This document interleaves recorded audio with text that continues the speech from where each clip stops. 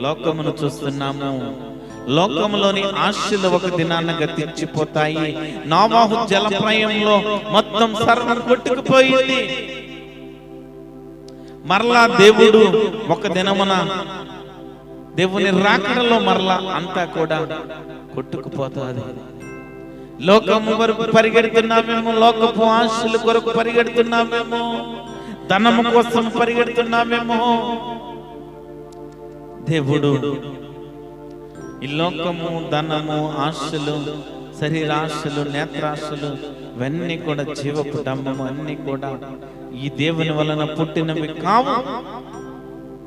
దావీదు భక్తుడు ధనమును కోరుకోలేదు. దావీదు భక్తుడు దేవుణ్ణి కోరుకున్నాడు. దావీదు భక్తుడు దేవుణ్ణి ఆరాధించాడు. దావీదు భక్తుడు దేవుణ్ణి ఘనపరిచాడు. ఎవరైతే దేవుణ్ణి బలపరుస్తారో వారిని దేవుడు బలపరుస్తాడు.